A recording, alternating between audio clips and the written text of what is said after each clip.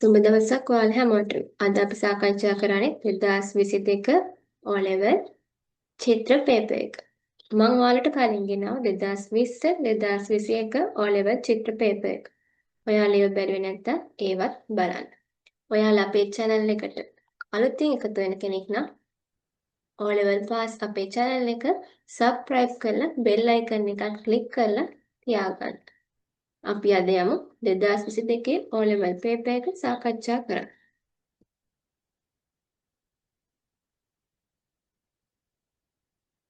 පහත් සඳහන් ඡායාරූපය ඇසුරු කරගෙන අංක 1 සිට පහත් එක් ප්‍රශ්නවල විස්තර පුරවන්න. මේ තියෙන්නේ සීගිරිය සිතුවමක්. ඔයාලගේ රිසෝස් බුක් එකේ තියෙන සීගිරිය පින්තූරයකුත් අපි ගෙනාවා. අපි ඒකත් බලලිමු.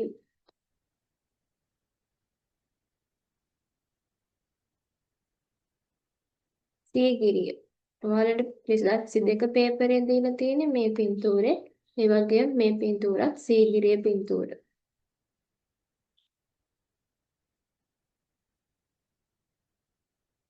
අපි ඔයාලගේ රිසෝස් බුක් එකේ තියෙන එකත් සාකච්ඡා කරමු.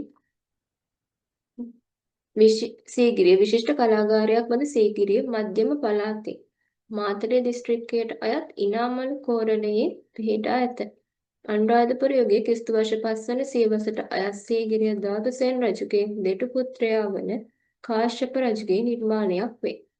ශ්‍රී ලාංකේය චිත්‍රකලා ඉතිහාසයේ සම්භාව්‍ය කලා සම්ප්‍රදායක ලක්ෂණ සීගිරි චිත්‍ර මගින් පිළිබිඹු කෙරේ. සීගිරිය ආසියාවේ ඇති ප්‍රධාන පුරාවිද්‍යාත්මක ස්ථානවලින් එකක් වන අතර අද මෙම ස්ථානය ලෝක උරුමයක් බවටද පත්ව ඇත. සීගිරිය පරිශ්‍රය ගොඩනගා ඇති වාස්තු විද්‍යාත්මක නිර්මාණ අංග අතර ආරොක්කු, පියගැට පෙළ හා දිය අඟල්, පොකුණු ආදියෙන් සැකසුණු ශිලාමය උද්‍යාන සුවිශේෂ වේ. සීගිරි පර්වත පාමුල සිංහපාදය කැටපත් පවුර හා පර්වතයේ මුදුනේ රජමාලිගා නටබුන් වාස්තු විද්‍යාත්මක වශයෙන් ඉතා වැදගත්ය. අපි යන් ඔයාලගේ පේපර් එකේ තියෙන ප්‍රශ්න පහ බලන්න.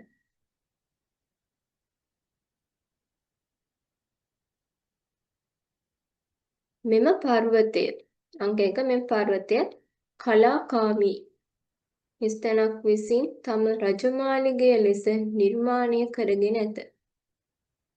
කවුද සීගිරිය හැදුවේ? කාශ්‍යප රජතුමා. එතකොට ස්තන සම්පූර්ණයෙන් මෙම පර්වතය කලාකාමී කාශ්‍යප රජු විසින් තම රජමාලිගය ලෙස නිර්මාණය කරගෙන ඇත. 2. මෙම පර්වතයේ පිවිසුම පාමුල ඇති ස්තනක් මගින් එකල විසූ මූර්ති ශිල්පියාගේ නිර්මාණශීලී කෞශල්‍ය පිළිබිඹු කෙරේ. මොකක් මගින්ද? සිංහපාදය මගින්. මෙම පර්වතයේ පිවිසුම් පාමුල ඇති සිංහපාදය මගින් එකල විසූ මූර්ති ශිල්පියාගේ නිර්මාණශීලී කෞශල්‍ය පිළිබිඹු කෙරේ. ලංකා චිත්‍රකලා ඉතිහාසයේ කලා සම්ප්‍රදායක ලක්ෂණ මෙම පර්වතයේ ඇති සිතුවම් කරණීය දැකිය හැකිය. මොන කලා සම්ප්‍රදායද ලක්ෂණ ළමයි?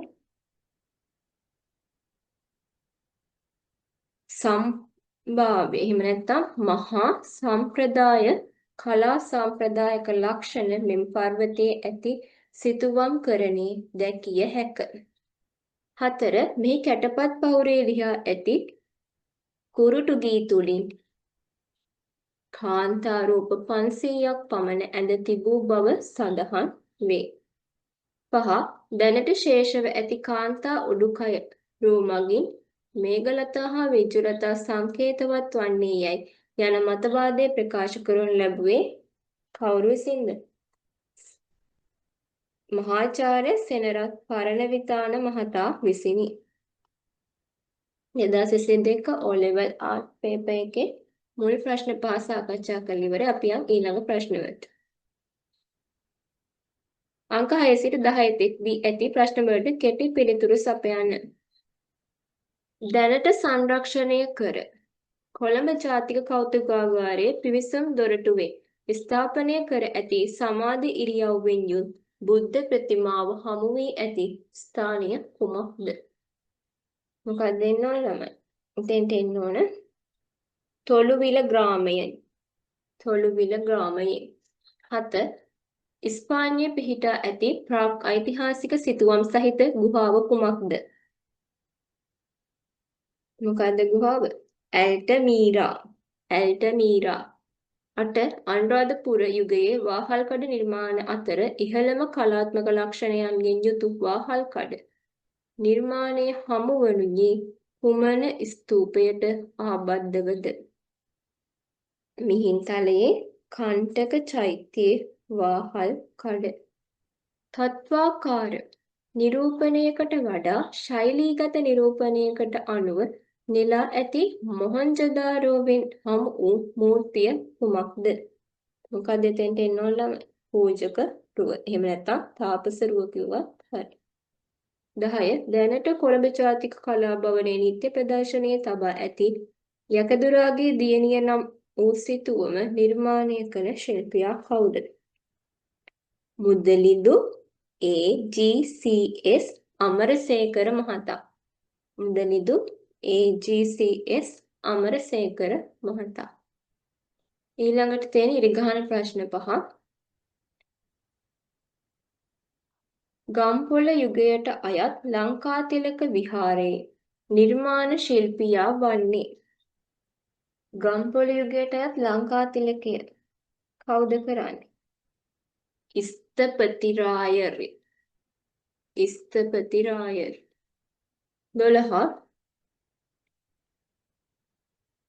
විද්වත් මතයන්ට අනුව අවකන බුද්ධ ප්‍රතිමාව නිර්මාණකරණයේදී ආභාසය ලබා ඇති කලා සම්ප්‍රදාය වනුයේ?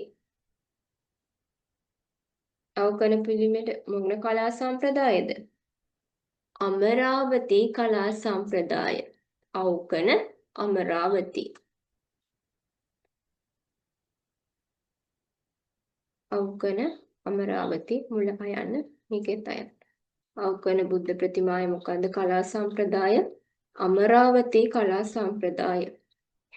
13. නිශ්ශංකලතා මණ්ඩපයේ සුවිශේෂී වූ නිර්මාණයක් සේ පිළිගනු ලබනුයේ? මොකක්ද එන්න ඕන? රිද්මයානුකූලව නිම වූ ගල් කණු නිසාය. 14. සාංචි ස්තූපයේ ඉදි වූ රාජ්‍ය සමය වනුයේ?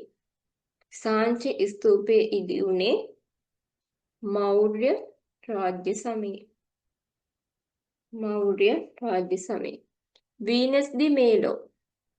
මොකද උත්තරේ පළවෙනි එක? ග්‍රීක හෙලනිස්ටික් නිර්මාණ ශිල්පීන් කාන්තාරු නෙලීමේ හැකියාව පෙන් වූ අවස්ථාවකි. අංක 16 සිට 20 දී ඇති වචනවල අර්ථය පැහැදිලි වනසේ සම්පූර්ණ වාක්‍ය. මෙතන අනිවාර්යෙන් ලියන්න ඕන සම්පූර්ණ වාක්‍ය. සාදිලිංග. 16 සාදිලිංග. මොන වර්ණයේ සාදා ගත්ත පාෂාණ වර්ගයක්ද නම? රතු වර්ණේ. අපි එක වාක්‍යයකින් කිව්වොත් පාරම්පරික ශිල්පී රතු වර්ණය සාදා ගැනීම සඳහා භාවිතා කරන ලද පාෂාණ විශේෂයකි. මේ විදිහට සම්පූර්ණ වාක්‍යයක් ලියන්න ඕන. 17 මිනාර්. ඉස්ලාමීය දේවස්ථානවල ප්‍රධාන ගොඩනැගිල්ලට සිව් දෙසින් ඇති ස්තම්භ මේ නමින් හැඳින්වේ. 18 ටෙරාකොටා. මැටියෙන් සාදා පුළුස්සන ලද නිර්මාණ මේ නමින් හඳුන්වයි. 19 සිරස්පත. ඒකට වාක්‍යයක් ලියනකොට ලියන්න පුළුවන්. බුද්ධ ප්‍රතිමාවල හිසෙහි ඇති ඌෂ්ණීෂය මත දක්නට ලැබෙන නිර්මාණ අංගයකි. 20 යාලි. යාලි වලට වාක්‍ය 3ක් තියෙනවා. හස්තියා, සිංහයා, අශ්වයා යන සතුන් තිදෙනා යොදා ගනිමින් නිර්මාණය කර ඇති පුරාණෝක්තිගත නිර්මාණාත්මක සත්ව රූපයකි. එහෙම නැත්නම් තව වාක්‍යයක් කිව්වොත් කෝවිලේ ආරක්ෂාව ශක්තිය සඳහා යොදාගත් මූර්තිය. තව වාක්‍යයක් කියන්න පුළුවන් වේල් කරත්තය මංජ රථය අලංකරණය සඳහා යොදාගත් සත්ව රූපයකි. ඒ විදිහට සම්පූර්ණ වාක්‍ය ලියන්න ඕන. 16 ඉඳන් 20 වලට සාකච්ඡා කරලා ඉවරයි. අපි ළඟට අංක 21 සිට 25 තෙක් ඇති රූප සටහන් වලට කිසියම් සබඳතාවක් දක්වන ලද රූප සටහන ඉදිරියෙන් ඇති A B C D සහ E යන ඒවා අතුරෙන් තෝරා එහි අක්ෂරය තිත් ඉර මත ලියන්න. මම මේ ඔක්කොම පේන්න ඕනද මේක පොඩි කරගන්න. මේ හැම පින්තූරයකම විස්තරයක් ගෙනාව අපි ටිකක් බලමු.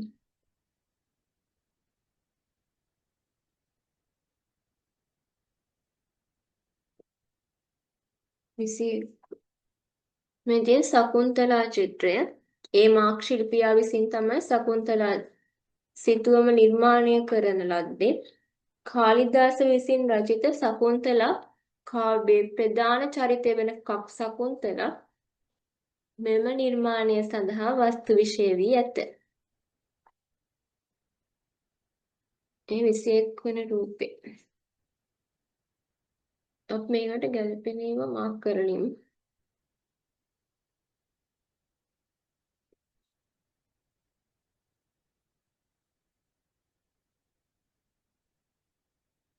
විසි එකට මොකක්ද දෙන්න ඕන ළමයි?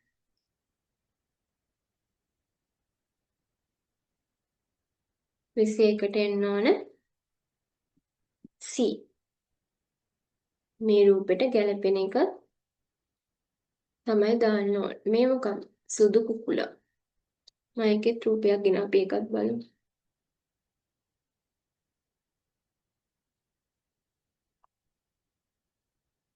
සුදු කුකුලා තාවඩිමු තුරේසාමි ශිල්පියා විසින් නිර්මාණය කරන සුදු කුකුලා නැමැති සිතුවම සට්ටනාද ශිව දේවාලයේ දැකිය හැකිය. යුරෝපීය යථාර්ථවාදී සිතුවම් ආභාසයෙන් මෙම සිතුවමේ පැහැදිලිව හඳුනාගත හැකිය. ගාම්භීර පෙනුමක් සහිතව කුකුලාගේ චලනය ඉතා තාත්විකව දක්වා ඇත. ලාපහැයට හුරු දුඹුරු වර්ණමාලාවක් සිතුවම් පුරා දක්නට ලැබේ.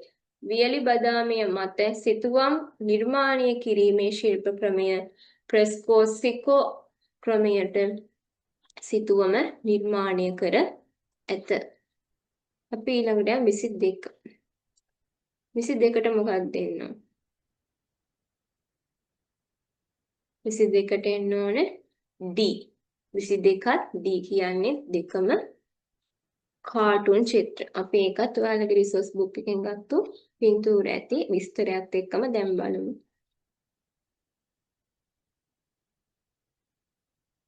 මේ පින්තූරේ තමයි එතන තිබ්බේ.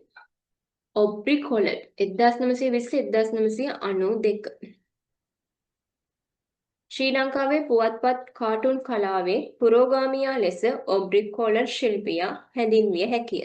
සමාජ දේශපාලන ක්ෂේත්‍ර හාස්‍යයට ලක්වන අයුරින් කාටුන් නිර්මාණ කළ ශිල්පියෙකු ලෙස ප්‍රසිද්ධියක් ඉසිලු කෙනෙකි. ඔබ්රි කොලට් විසින් 1945 දී පළමු වරට The Times of Ceylon නැමැති පුවත්පතට කාටුන් නිර්මාණය කර ඇත. කොලට් 43 වන කණ්ඩායමට අයත් චිත්‍ර ශිල්පියෙකි. ඔහු විසින් අඳින ලද 43 කණ්ඩායමේ සමාජිකයන් දැක්වෙන කාටුන් නිර්මාණ විශිෂ්ට කෘතියකි. මෙතනින් මේ පින්තූරය තමයි ඔයාලගේ 2022 චිත්‍ර පේපර් එකේ තිබ්බේ. ඒ වගේම තා තිබ්බ මේ පින්තූරෙත්. මේක ඇඳලා තියෙන ජෙෆ්රි යූනුස්. ජෙෆ්රි යූනුස් 1932-2003. ඔබ්රි කොලට්ගේ මඟ පෙන්වීම සමග දේශපාලන කාටුන් කලාවට පැමිණි යූනුස් ප්‍රබල කාටුන් ශිල්පියෙක් වේ. මුල් කාලීනව ඇත්ත පුවත්පතෙහි කාටුන් ශිල්පියෙකු ලෙස සේවය කළ ඔහු පසු කාලීනව රාවය පුවත්පතෙහි කාටුන් ශිල්පියෙකු ලෙස සේවය කර ඇත. ඔහු විසින් නිර්මාණය කරන ලද ප්‍රබල කාටුන් චරිතයක් ලෙස අප්පුහාමි හැඳින්විය හැකිය. අපි යන් ඊළඟ ප්‍රශ්න වලට. 23. මේ මොකක්ද ළමයි? මේ පින්තූරේ නම් නොකළ. ඒකට ගැලපෙන්නේ මොකද්ද? B.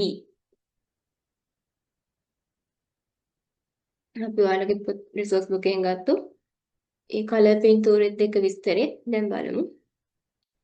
එතකොට ඔයාලට තව හොඳට මේ කලර් පින්තූරෙත් එක්ක විස්තරේ බලනකොට මතක හිටිනො වෙන ප්‍රශ්නයක් ආවත් ලියන්න පුළුවන්. මේ තියෙන නම් නොකල ඒක නිර්මාණය කළ ශිල්පියා එච්.ඒ. කරුණාරත්න.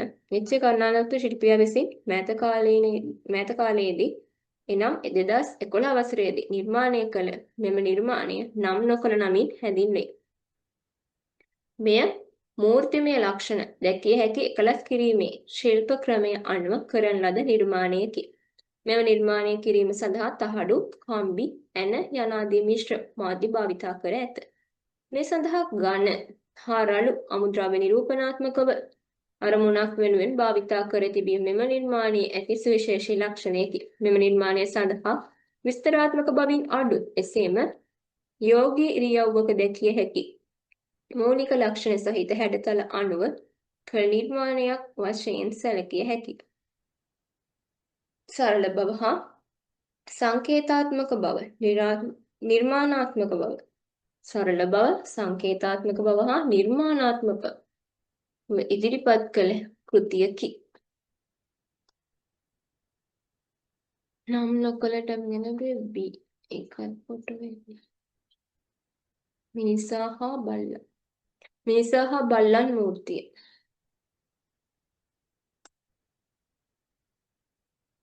ඒ මාක් ශිල්පියා විසින් නිර්මාණය කළ මූර්ති අතර සුවිශේෂී නිර්මාණයක් වශයෙන් මෙම නිර්මාණය හැඳින්විය හැකිය.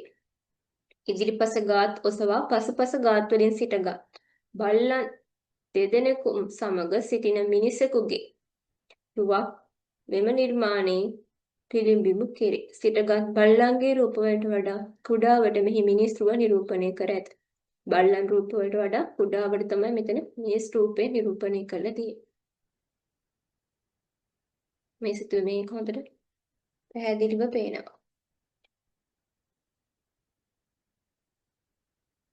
ඊළඟ 24. 24ට එන්න ඕන E.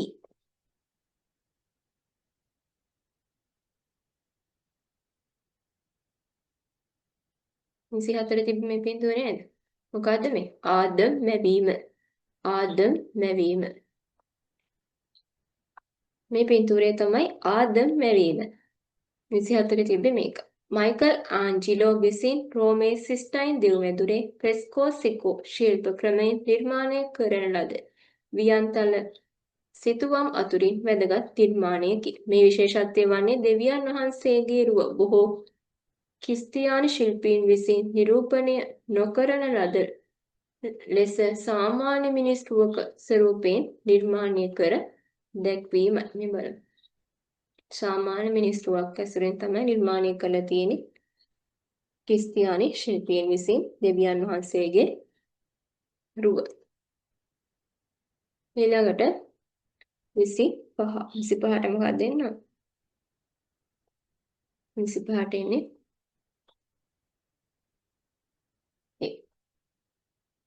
මේකත් බලමු.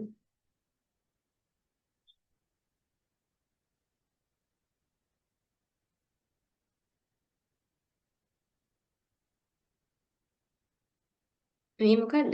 සිදුහත් උපත.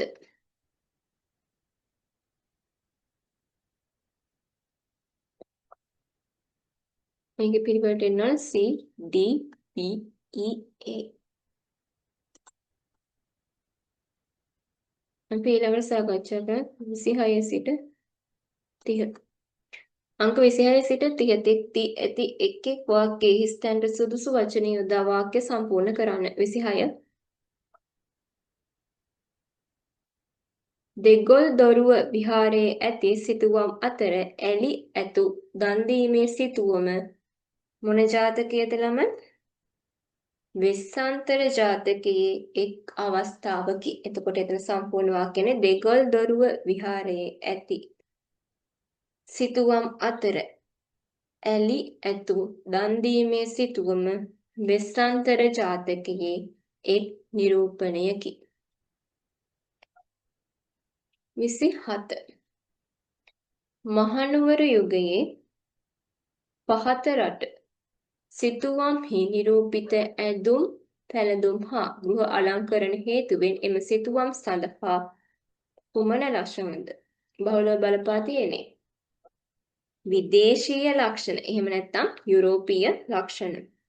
28 පිහිටි ගල් පර්වතය හාරා පිළිම හා ගල් කැටයම් සහිතව දැනට හමු වී ඇති විශාලතම ගුහාවසේ පොළොන්නරුවේ හිස්තැනක් හැඳින්විය හැකිය.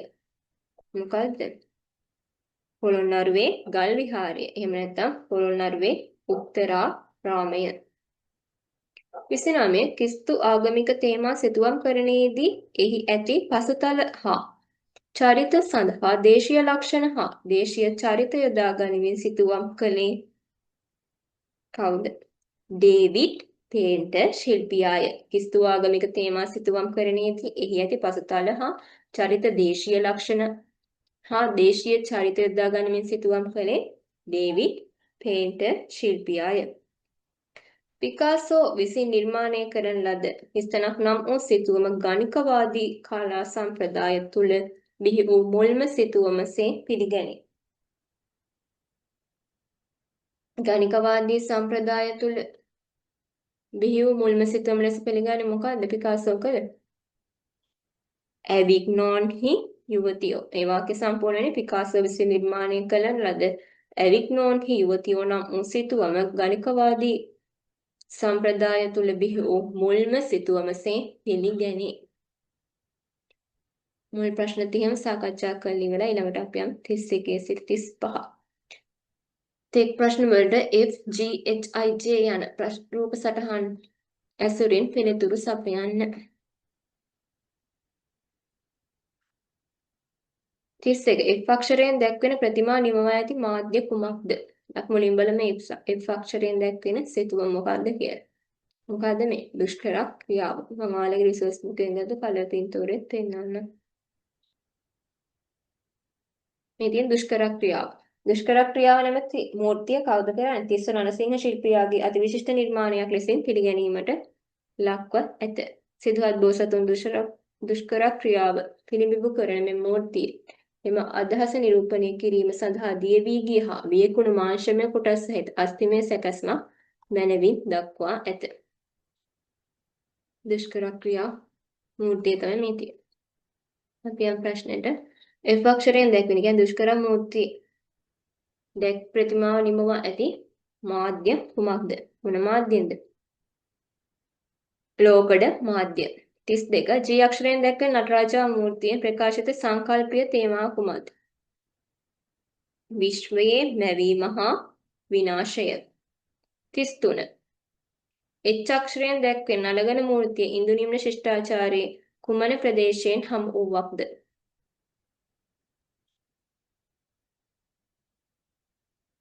කුමන ප්‍රදේශයෙන් හමු වූවක්ද? හරප්පා ප්‍රදේශයෙන්. හරප්පා ප්‍රදේශයෙන් හමු වූවක් තමයි නලගන රුව. නලගන රුවත් මම දාගත්තු බලමු. මේ තියෙන ඔයාලගේ රිසෝස් බුක් එකේ දාගන්න නලගන රූපය. මේකේ විස්තරිත බලමු. කලා විචාරකයින්ගේ සැලකිල්ල යොමු වූ නිර්මාණ අතර හරප්පාවෙන් හමු වූ ලෝකඩ නලගනන්ගේ රුවද ප්‍රධාන තැනක් ගනී. ඉන්දු නිම්න වැසියෝ ලෝහ වාත්තු කිරීමේ තාක්ෂණයෙන් පරිණතව සිටි බවට මෙම ලෝහයෙන් කරන ලද නලගන රුව හොඳම සාධකයකි. ලෝහ වාත්තු කිරීමේ ශිල්ප ක්‍රමයෙන් පූර්ණ උන්නතව නිමවා ඇති මෙහි උස අඟල් 4.5කි. කාන්තා නාරි දේහයේ ලාලිත්‍ය මනාව මතු කොට දක්වා ඇත. ඇස් අඩවන්නේ ප්‍රකෝපාකාරයෙන් ඉරියව්වකින් සිටගෙන එක් අතක් ඉනෙහි තබාගෙන එක් කකුලක් අඩක් නැමී සිටින ආකාරයෙන් නිමවා ඇත. කෙසග නග්න රුවක් වූ මෙම කාන්තාරුව කලාත්මකය. ගෙල බැඳි මාලයත් දෙයත්හි ඇති වලලුත් මෙහි දැකිය හැකි ආභරණයන්ය. එය එකල ඉන්දු නිම්න වැසියන් ආභරණ පැළඳීම පිළිබඳ ප්‍රබල සාක්ෂියකි. මෙයින් දෙවොලක රඟන ස්ත්‍රියක් නිරූපණය වේ යයි මතයකි. දැනට නවදිල්ලි ජාතික කෞතුකාගාරයෙන් තැන්පත්ව ඇත. ඉතින් නලගන රුව. පියන් ඔයාලගේ පේපර් එකට. මේකේ හල් තිබ්බේ H අක්ෂරයෙන් දැක්වෙන නලගන මූර්ති ඉන්දු නිම්න ශිෂ්ටාචාරී කුමන ප්‍රදේශයේ හමුවක් දැන් පදින්න ඕන හරප්පාවේ. 34 අයි අක්ෂරයෙන් දැක්වෙන මූර්තිය නිර්මාණය කරන ලද ශිල්පියා කවුද? කවුද ඒක නිර්මාණය කරන්නේ? මොකද්ද පින්තූරේ? රජපෞල. ස්වභාවික හා තාත්වික හැඩ දැනවීම වෙනුවට නිරූපණාත්මක හා වියුක්ත හැඩ භාවිතා කළ මූර්ති නිර්මාණයක් වශයෙන් රජපෞල නැමැති මූර්තිය හැඳින්විය හැකියි. මෙහි මානව හැඩ ස්වභාවික පෙනුමේ ස්වභාවික පරිමාණයෙන් දුරස්ව නිරූපණය කර ඇත. හිඳ සිටින ඉරියව්වේ නිර්මාණය කර ඇති මෙහි ස්ත්‍රී පුරුෂ හැඩ ඔහුටම ආවේනික ශෛලීකින් නිර්මාණය කර ඇත. කවුද නිර්මාණය කළ ශිල්පියා? හෙන්රි මුවර්. 34ට එන්න ඕන හෙන්රි මුවර්. 35 ජේ අක්ෂරයෙන් දැක්වෙන මූර්තිය අයත් ග්‍රීකයේ කුමන යුගයටද? මොන යුගයටද? ග්‍රීකයේ සම්භාව්‍ය යුගයට. මේ තමයි කවපෙත්ත විසිකරන මේ තියෙන ඒකට අයිති රූපය. කවපෙත්ත විසිකරන. කවපෙත්ත විසිකරන මූර්තිය ග්‍රීක සම්භාව්‍ය යුගයට අයත් කලා ලක්ෂණයන් සහිත කෘතියකි. මේ මූර්තිය නිරූපණය වන්නේ කවපෙත්ත විසිකිරීමට සූදානම් වන ක්‍රීඩකයෙක්ගේ ඉරියව්වකි. අපි ආවලගේ පේපර් එකට 35ට නිකන් සාකච්ඡා කරලා ඊළඟට තියෙන්නේ 36 ඉඳන් 40ට ඔබ වෙත සපයා ඇති වර්ණය චිත්‍රය හඳුනාගෙන එහි කලාත්මකගේ විග්‍රහ කෙරෙන පරිදි අංක 36 සිට 40 තෙක් ඇති උපමාතෘකාවලට අදාළ අර්ථවත් වාක්‍ය පහක් ලියන්න. තනි වචනයෙන් සපයන පිළිතුරු සඳහා ලකුණු නොලැබේ. තනි වචනයෙන් පිළිතුරු වල ලකුණු දෙන්නේ නැහැ. අනිවාර්යයෙන්ම අර්ථවත් වාක්‍යයක් ලියන්න ඕන. අපි අංගවලගේ පින්තූරේ බලමු. මේ තමයි 2022 ඕලෙවල් එකේ අන්න දීලා තියෙන පින්තූරේ. අපි අංගවලගේ රිසෝස් බුක් එකේ මේකට තියෙන පින්තූරේ හා විස්තරය බලන්න.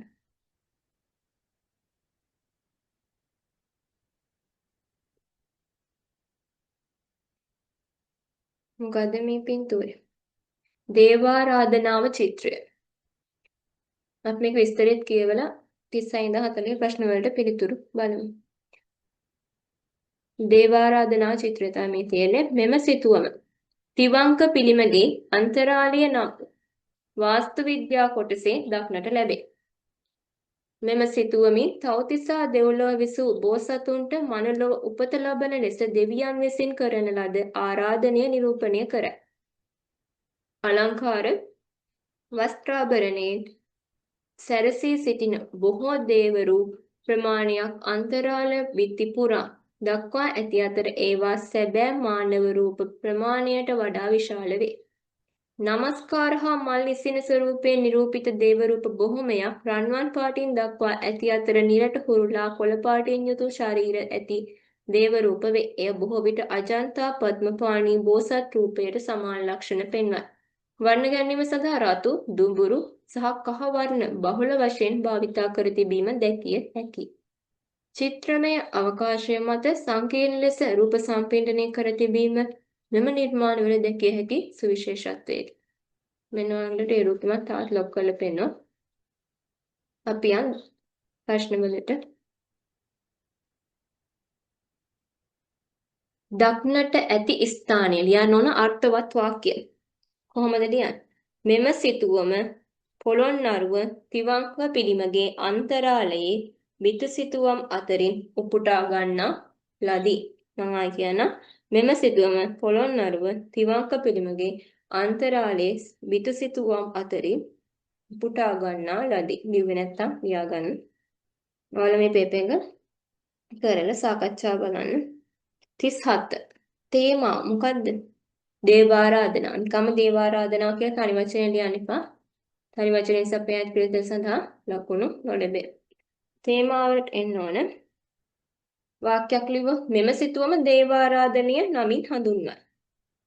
සාමාන්‍ය එක වාක්‍යයට වචන 5ක් වගේ තියෙනවා. එහෙම නැත්නම් තව්තිසා දෙව්ලොව විසූ බෝසතුන්ට මනුලොව උපත ලබන ලෙස දෙවියන් විසින් කරන ලද දේවාරාධනය නිරූපණය කරයි. 38 සංරචනය තිරස් ආකෘතියක් මත එකම තලයක මානව රූප නිර්මාණය කර ඇත. එහෙම නැත්නම් තව වාක්‍යයක් කිව්වොත් සැබෑ මානව පරිමාණයෙන් යුක්තව දේව රූප එකිනෙක මුවාවන අයුරින් ක්‍රියාකාරීව දක්වා ඇත. එහෙම නැත්නම් අපිට සංරචනීය විස්තර කරන්න පුළුවන් තව වාක්‍යකින් සිතුවම මැද්දේ බෝසතුන් ත්‍රිභංග ඉරිවව්වෙන් යුතුවද දෙපස පරිවාර දේවතා රූප නමස්කාර පූර්වකවද දෑත් පිහිටුවා තලය පුරා විහිදී යන අයුරින් සංරචනය කර ඇත. 39 භාවිත ශිල්ප ක්‍රම.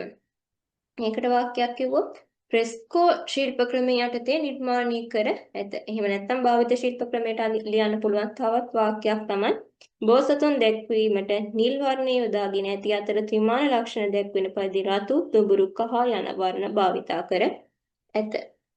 භාව ප්‍රකාශනය. භාව ප්‍රකාශනයට ලියන්න පුළුවන් මෙහි දැක්වෙන ඉරියව් තුලින් ආගමික භක්තිය නිරූපණය වේ. මම ඔයාලට දේවාරාධනා චිත්‍රය ආයෙ පෙන්නන්න. මේ මම ඔයාලට ගත්ත පින්තූර 2022 පේපර් එකේ දේවාරාධනා චිත්‍රය ආයෙ බලනවා නම් මේක. විස්තරේ මම කලින් කිව්වේ. හරි. හරි ළමයි අපි පේපර් එකේ ප්‍රශ්න 40ම සාකච්ඡා කරලා ඉවරයි. දැන් අපි අද සාකච්ඡා කරලා ඉවරුනේ 2022 ඔයාලගේ සාමාන්‍ය පෙළ චිත්‍ර පේපර් එක.